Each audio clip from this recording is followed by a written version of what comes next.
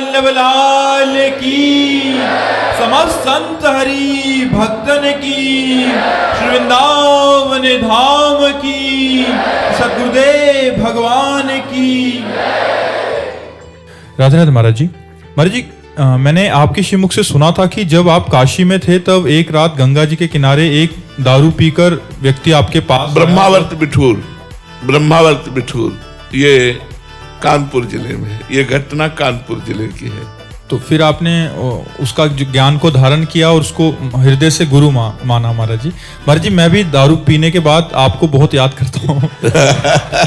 पूरी रात राधा रानी का जप करता हूँ। दारू पी के एक रात में इतना नाम जप हो जाता है कि पूरे महीने में नहीं होता। अरे ऐसा न कह यार, कैसी बात करता।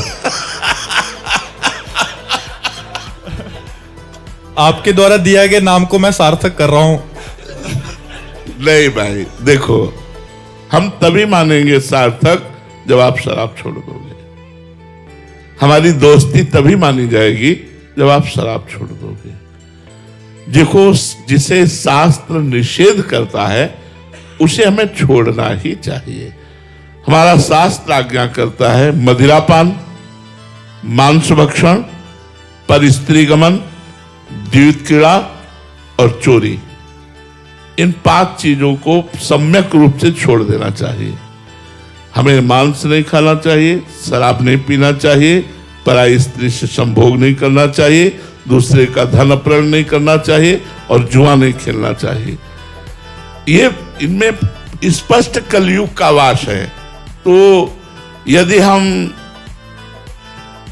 सही ढंग से ना चल के मनमानी आचरण करेंगे तो हमें जो लाभ मिलना चाहिए वो लाभ नहीं मिलेगा।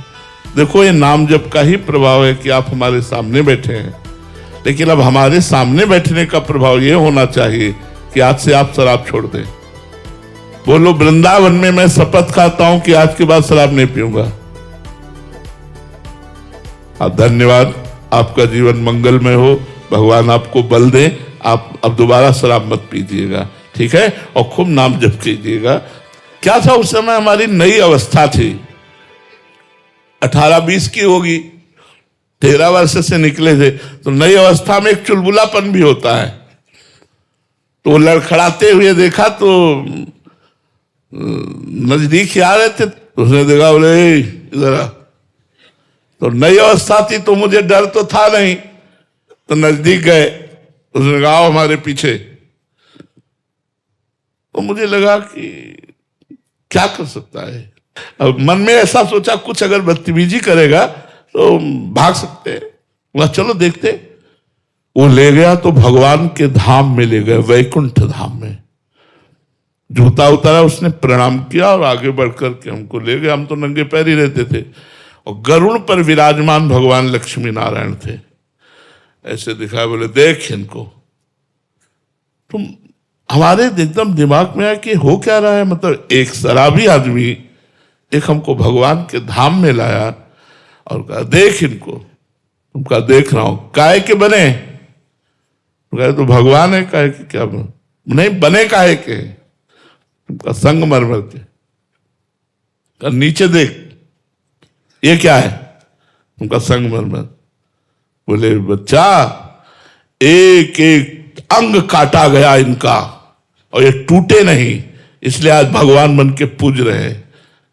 और ये एक पैरों से रौंदा जा रहा है, ये भी संगमरमर ही है, टूटना नहीं जीवन में कभी।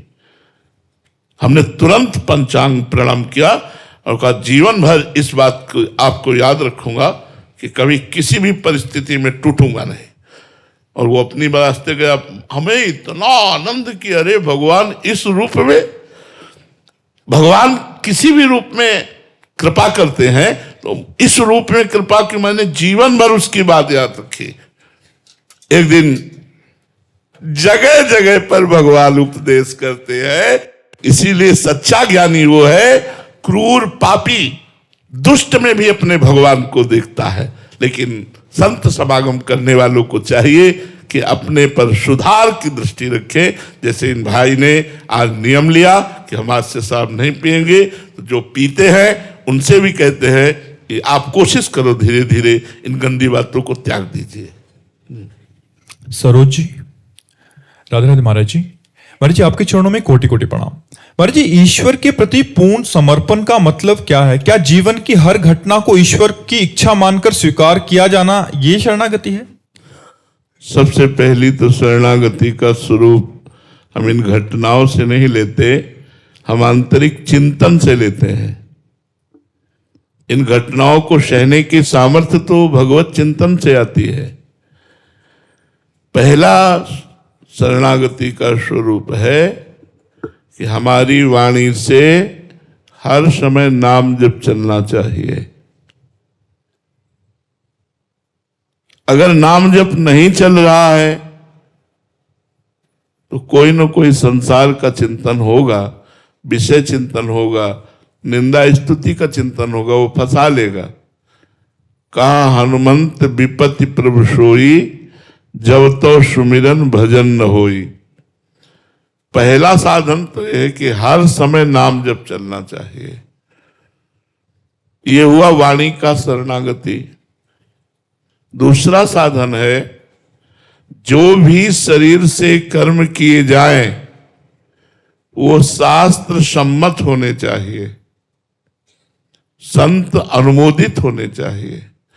संतों ने जो कहा, शास्त्रों ने जो वर्णन किया, वैसे ही हमारे आचरण है और उन आचरणों को तदर्पिता अखिलाचारिता, तदर्पिता भगवान को अर्पण कर दे संपूर्ण कर्म, तो देह की शरणागति हो गई।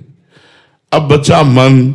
मन भगवान के रूप का, चरणों का, महिमा का, गुणों का, भक्तों के चरित्रों का, भक्तों की महिमा का मनन करे और संकल्प करे तो भगवान की सेवा का, समाज की सेवा का, परोपकार का, सुसुख वांछा का मन संकल्प ना करे तो मन भगवान की शरणागति हो गई।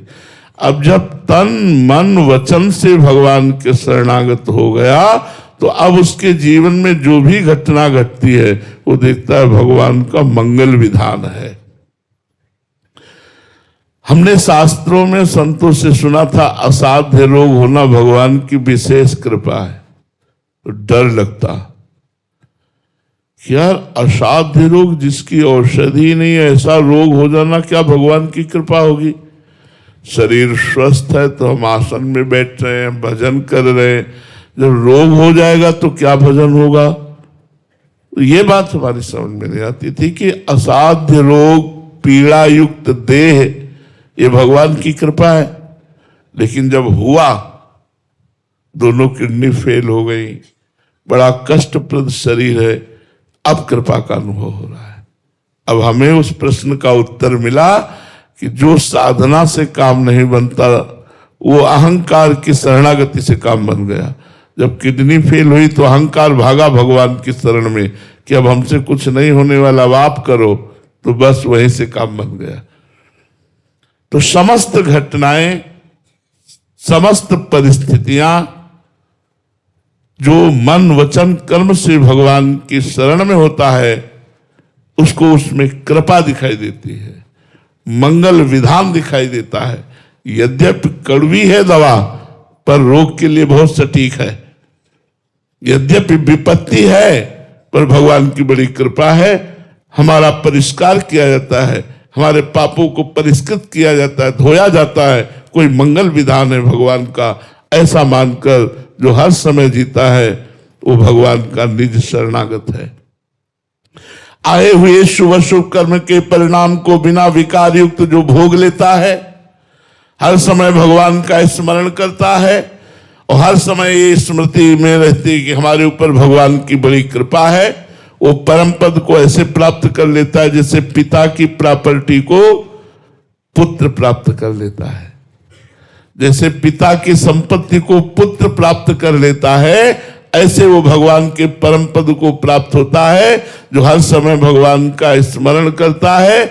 आए हुए शुभ अशुभ कर्मों के परिणाम रूप सुख दुख को बिना विकार के भोग लेता है और हर समय मनाता है हमारे ऊपर भगवान की बड़ी कृपा, बड़ी कृपा। ऐसा जो वो परम पद का अधिकारी हो जाता है, ऐसा शास्त्रों में वर्णन है। तो यह है शरणागति का स्वरूप।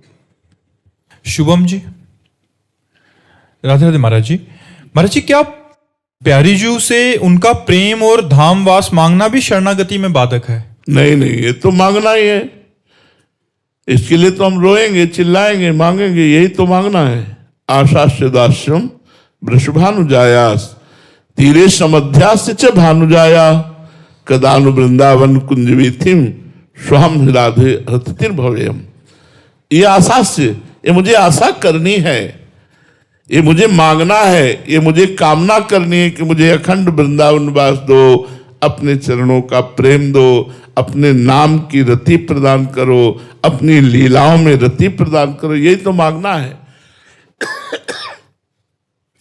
ये मांगना शुरू कर दिया तो सब मांगना बंद हो जाएगा और मांगना मिट जाएगा। जिस दिन ये मांगना शुरू कर दिया कि अब मुझे यही चाहिए, तो और सब मांगना मिट जाएगा। मांगो प्रिया जी से, मांगो। ये भक्ति में बाधक नहीं, ये भक्ति में सहायक है जी। निशांत कुमार जी, गया से। राधे राधे महाराज जी। महाराज जी, मैं किसी भी हाल में इसी जन्म में आवागमन के चक्र से मुक्त होना चाहता हूं, इसके लिए महाराज जी मुझे क्या प्रयास करना? प्रतिपल नाम जप। जो भी श्वास आखिरी होगी, अगर उसमें भगवान का नाम है तो निश्चित आपको भगवत प्राप्ति हो जाएगी।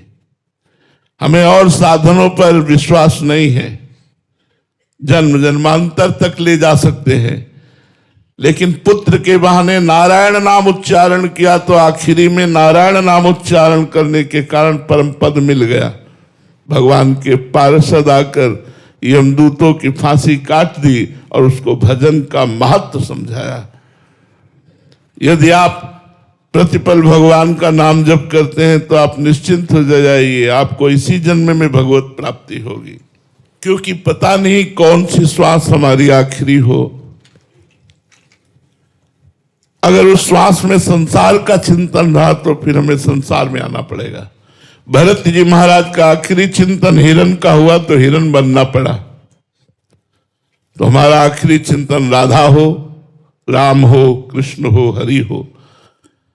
हम किसी संत से नाम लेकर के जपना शुरू कर दें, हर समय नाम जप करते रहें। विश्वास करो कि कोई भी श्वास आखिरी हो सकती है, उस श्वास में यदि नाम चल रहा है तो आपको निश्चित भगवत प्राप्ति होगी। अंतःमति शोगति। यदि राम, राधा, कृष्ण ऐसा बोलकर शरीर छूटे तो निश्चित भगवत प्राप्ति हो जाएगी। इसी बात का अभ्यास किया जाता है कि हमारी अंतिम श्वास में भगवान का नाम निकल आवे। तो आप नाम जपना शुरू करें, हर क्षण नाम जप करें। आजकल बड़ी सुविधा है, काउंटर है, गिनती से करें तो ज्यादा मन लगता है कि आज हमने 40,000 किया, आज 50,000 किया, तो और नाम में हमारी रुचि बढ़ती है। इसलिए खूब नाम जप कीजिए। महामंडलेश्वर स्वामी नीलमणि दास जी। राधे राधे महाराज जी। महाराज जी, तुलसीदास जी महाराज जी लिखते हैं कि गुरु बिनु भवनिधि तरई न कोई, जो विरंची शंकर सम होई। महाराज जी, ऐसा और गूढ़ता से समझाने का इसका? देखो, इसमें भाव ये है कि ब्रह्मा के समान चतुर हो, क्योंकि जितनी भी चतुराई है वो सब ब्रह्मा जी से प्रकट हुई है, और भगवान शंकर के समान ज्ञान संपन्न हो, पर यदि गुरुदेव की शरण नहीं हुआ तो कहीं न कहीं उसको कोई न कोई त्रिगुण माया की फांस लेगी और गिरा देगी। दो का नाम लिया है, शिव, विरंच, और दोनों को भगवान की लीलाओं में दृष्टि डाल के देखिए, माया ने चपेट में लिया है। शिव विरंच का मोहई को है बपुरान। तो इसीलिए गोस्वामी जी ने कहा, चाहे शिव विरंच सम होई, गुरु बिनु भवनिधि तरह न कोई। जो गुरु की शरण में है, दैन्य है, गुरु के बताए हुए साधन पर चलता है, वही भगवान को प्राप्त करता। नहीं इतनी ऊंचाई से गिरा दे, इतनी प्रबल माया है। ज्ञानी नाम अपि चेतांसी देवी भगवती ही सा, बलादा कृष्ण मोहाय महामाया प्रेक्षति। महामाया प्रेक्षति। इसलिए गुरुदेव की शरण में दैन्य होकर जो गया वो निकल गया, और थोड़ा भी अभिमान हुआ तो फंस गया। ऐसी भगवान की विचित्र माया है। समझ पा रहे हैं आप जी? हरि अनंत दास जी। राधे राधे महाराज जी। महाराज जी, दास को कैसे पता चलेगा कि भगवान या गुरुदेव भगवान हमसे प्रसन्न है? जब हृदय में निरंतर भगवत स्मृति चले और गुरु का ध्यान बना रहे तो जान लेना हमारे ऊपर इष्ट और गुरु दोनों प्रसन्न है। जे गुरु चरण रेणु अनुरागी ते लोकहु बेदहु बड़ भागी। जे गुरु चरण रेणु सिर धरहि ते जन सकल विभव बस करहि। गुरु प्रसन्न साहब अनुकूला मिटी सकल कल्पित भय सुला। गुरु का ध्यान और गुरु प्रदत्त नाम मंत्र का जप यदि चल रहा है तो आप समझ लो हमारे ऊपर इष्ट भी प्रसन्न है और गुरु भी प्रसन्न है। प्रभु प्रसन्न है, इसका प्रतीक है कि उनका स्मरण हो रहा है। अगर भगवान का विस्मरण हो रहा है तो हरि गुरु से हम विमुख हो रहे हैं, जरूर कोई अपराध बन रहा है। अगर हमारा निरपराध जीवन, पवित्र जीवन, तो फिर गुरु प्रदत्त मंत्र और नाम हमारे अंदर निरंतर चलेगा। यही भगवत कृपा है, यही गुरु कृपा है। तब हम समझे कि हमारे ऊपर कृपा है। चंदन जी लखनऊ से। राधे राधे महाराज जी। गुरुदेव भगवान, मेरी भी दोनों किडनी फेल हैं और डायलिसिस होता है महाराज जी, पर मुझे अभी आपकी कृपा से हमेशा ये याद रहने लग गया है कि कभी भी मृत्यु आ सकती है। 4-5 घंटे एकांत में मिल जाता है डायलिसिस के दौरान, तो उसमें भजन भी हो जाता है। तो महाराज जी आपकी बहुत कृपा है कि गुरु मेहरबान तो चेला पहलवान। चेले को भी अभी डर नहीं लग रहा महाराज जी। हाँ, ऐसा ही होना चाहिए। मस्त रहो। श्री जी की चरणारविंद का चिंतन यदि 1 मिनट हम जीवित हैं और बोल राधा, हमारे प्राण निकल गए तो हमारा काम बन गया। करोड़ों कल्प जीवित रहने का लाभ क्या? अगर हम बहुत बड़ी लंबी आयु प्राप्ति किए हैं और भगवान का भजन नहीं करते हैं, संसार के भोगों के चिंतन में रुपया पैसा मान प्रतिष्ठा, भगवान से विमुख होकर जीवन व्यतीत हो रहा है, तो सैकड़ों वर्ष की आयु भी लंबी व्यर्थ है। और 1 मिनट का भी जीवन वो सार्थक है जिसमें हमने राधा बोला, जिसमें हमने भगवत स्मरण किया। तो भगवत स्मरण करते रहो। जाना तो है ही, जिनकी फेल है वो बने रहते हैं, और कभी कहीं देखा गया जिनकी पास है वो चले गए। हमें डॉक्टर ने कहा था आज के 20 वर्ष पहले कि आप 2.5 वर्ष या बहुत से बहुत 5 वर्ष इसमें आपका शरीर शांत हो जाएगा। तो आप खूब भजन कर लीजिए, आपके पास इतना समय है, अधिक से अधिक 5 वर्ष। और अभी हम आपके सामने एकांतिक कर रहे हैं, और पता नहीं प्रियाजू कब तक करवावे। प्रियाजू का बल है, प्रियाजू करवावे। तो इसलिए हमें चाहिए कि हम भगवत आश्रित रहें और नाम जप करें और मरने की चिंता न करें। इसका नाम मृत्यु लोक है, सब मरेंगे। अब कौन कब मरेगा ये निश्चित है, इसलिए मुझे बिल्कुल बेपरवाह रहना चाहिए। नाम जप करो और डॉक्टरों के अनुसार आहार विहार करो। जैसा डॉक्टर अनुमति दे उसके अनुसार चलो, खान पान ठीक रखो और खूब भजन करो, प्रसन्न रहो। मरना तो सबको है, हम ही को अकेले मरना होता तुम श्री जी से शिकायत करते। सबको मरना है। बड़े बड़े स्वस्थ शरीर वाले एक्सीडेंट हुआ, 1 मिनट में पधार गए। बड़े स्वस्थ शरीर, भोजन सामने लाया गया, दिल फेल हो गया, चले गए। तो अपना तो निश्चित ही है कि जाना है, तो सबका निश्चित है जाना है। इसलिए प्रसन्न रहो, कोई नई बात नहीं। और जो दुख मिले वो हमारे पाप नष्ट हो रहे हैं, हमें पवित्र किया जा रहा है। हम खूब नाम जप करें। मर जी, जोनी जो आपसे मिलने आए थे, पहली बार देखकर तो मुझे इतनी हंसी आई कि बोलते कैसे है।